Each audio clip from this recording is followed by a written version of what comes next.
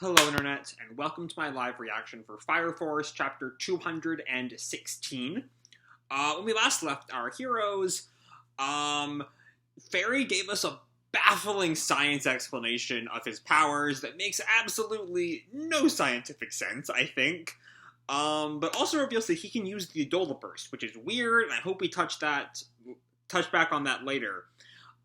Meanwhile, but Fairy kind of leaves and he drops Shinra. Sho and Ogun kind of save him. Meanwhile, Kurono destroys the Titanic Infernal, and from the ashes of the Infernal rises another pillar with Fairy that starts an explosion. Seemingly the same kind of volcanic explosion Scott was talking about a while back. And then Shinra wakes up in Adola with who I think is Haumea. So let's jump right on into Chapter 216, Madness of the Ages.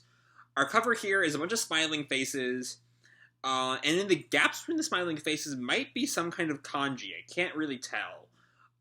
It says, the ring of everyone's smiling faces, and then backwards it says, sending his mind and heart into infinity. Alright? So we open where we left off, Shinra and the Adola Link. An Adola Link? With you? Oh no, it's Inca! Sup? Long time no see. Why are you here? Why am I linked with you? Well, I don't know what the details are, but you fainted or something, right? And Shinra kind of thinks back. I stopped Juggernaut's attack. Well, between that and the pillar emerging, the link to Adola has gotten stronger. And Shinra kind of starts to sweat. The Cataclysm started. This is just the prologue. Well, what even is the Cataclysm? He turns to Inca and snaps. You know something, right? I'm telling you, I'm in the dark. This is my first Cataclysm, you know? Well, you can see the future, right? Then you should know what's going to happen. Whoa, hey. I mean, that's not quite her powers, alright. But whatever. You and the 8th. You guys showed up to stop the Cataclysm, right? That's assuming it's going to happen soon. Grr. The only future I can see is stuff that's guaranteed to happen. I don't know what's coming yet. You go faster than light speed, you can see the past, right? If you look all the way back to before the Cataclysm, maybe you can see what happens next. Okay, this is all very weird, and seemingly touching in with the fake science, with the same kind of... The science sounds about as logical as anything Fairy gave us last week. And also really weird. Like, a part of me has always figured at some point, you know, Inca... because Inca's motivations are, I want to have fun, first and foremost, I always kind of figured she would eventually turn her back on the White Clads once, like, her death became imminent.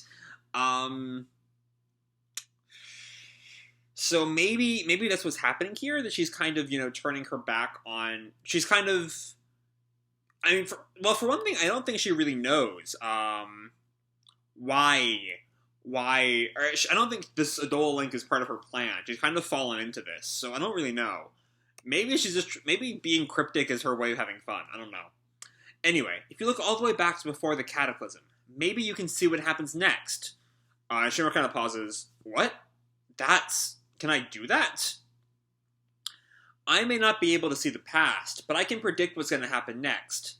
You're going to look into the past. And then she, like, jumps onto Shinra's back. Take me with you, Kay? Hey! No use fighting it. It's gonna happen. Maybe this is somehow part of...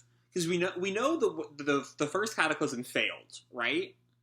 So maybe this is part of Sumire or Yona or someone's plan to get more info on what went wrong last time by sending Inca back to the past and, like, pressing Shinra's buttons the right way so that he'd try it out himself.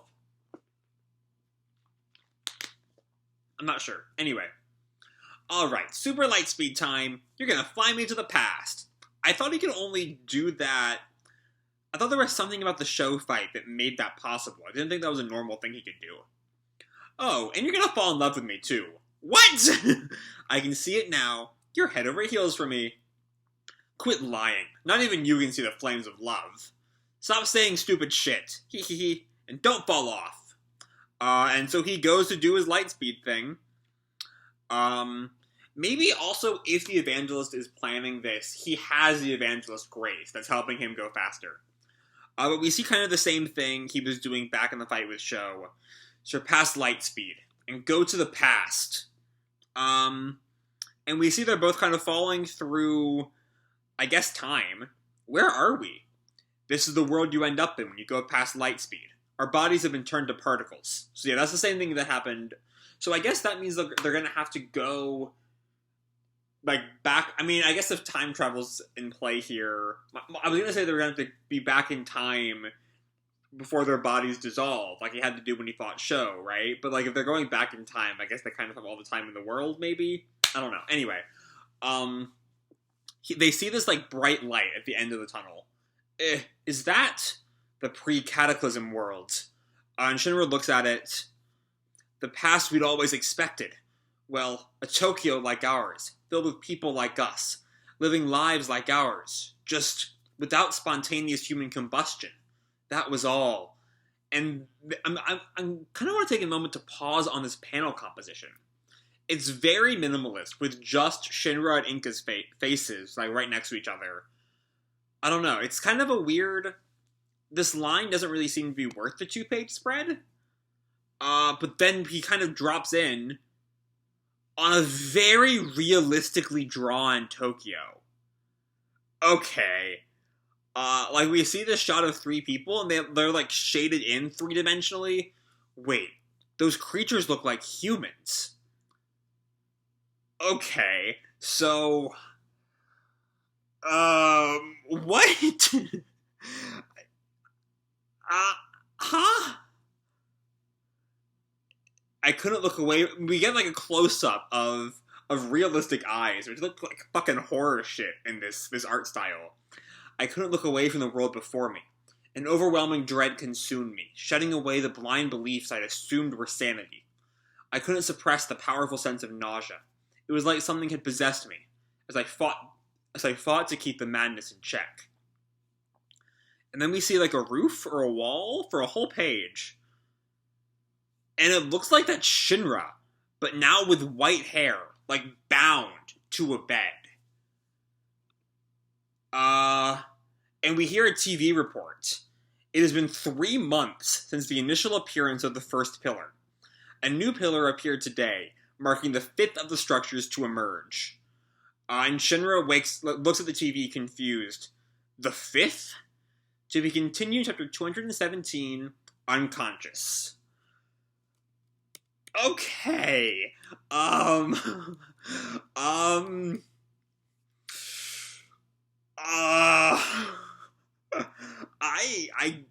don't know what to say about this chapter.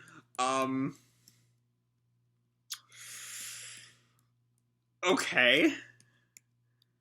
There's a part of me that wants to make a Blue Exorcist reference, with time travel and a new light-haired version of the protagonist. But I don't even know. There's so much to dig into, but also nothing to dig into. So first things first, did Shinra actually spend 3 months in the past, experience 3 months in the past? Or more like, probably not exactly 3 months, because he's shocked that 3 months have passed since the first pillar. But, like, did he spend more time in the past than what we experienced? Because if not, he didn't really learn a whole lot from his time traveling with Inca. We just got the most baffling pair of 2-page spreads in maybe the history of manga. I don't know. That might be a large claim to make. But this is a weird scene. This is just a bonkers scene. Like, he comes across real people. That's an actual plot line in Fire Force now. What happens to make the world 2-dimensional? I never thought we'd have to go into that. I kind of took the fact that, like, everything is 2-dimensional is just part of the art form. I didn't think we'd have to consider the ramifications of 2-dimensional movement. What even is this? I can't. Huh? How? What? Why? Huh? God, I don't even know. I don't even know. Like, I figured the cast was experiencing life in 3 dimensions. Because that's what everyone thinks when they read manga. They don't think that the 2D-ness is real, unless they're in that one episode of Space Dandy that I can talk for hours about, but I won't. It's fascinating. Anyway, and also, hold on, so I was about to wonder, like, did something happen to Shinra's legs, and that's why they're covered in tarp, but I think that's just his powers involve flame feet, so that's what's going on there. But oh my god, I need the next chapter just to be like, what even in the hell is happening right now? I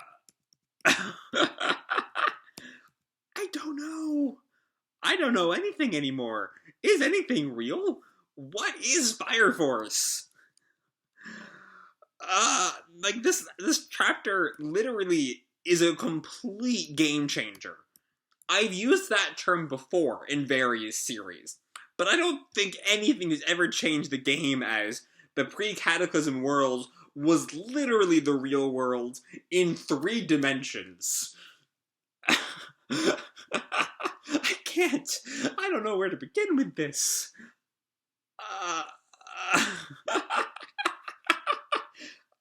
I'm experiencing the madness here, I think. Like, it's literally the real world. I never considered that was a possibility. No one did. No one could have expected this. Like, you hear the, like, TV adverts, no one would ever expect this. No one could ever expect this. All of those TV people need to shut the fuck up. Because holy shit, the world pre-Cataclysm was literally in 3 dimensions. What the fuck? I'm foaming at the mouth thinking about this. I literally was just foaming at the mouth. I saw it. Holy shit. Okay, I gotta stop. I still haven't eaten the 0 chapter to review. I'm gonna stop this video for now. Fuck. That's it for Fire Force this week.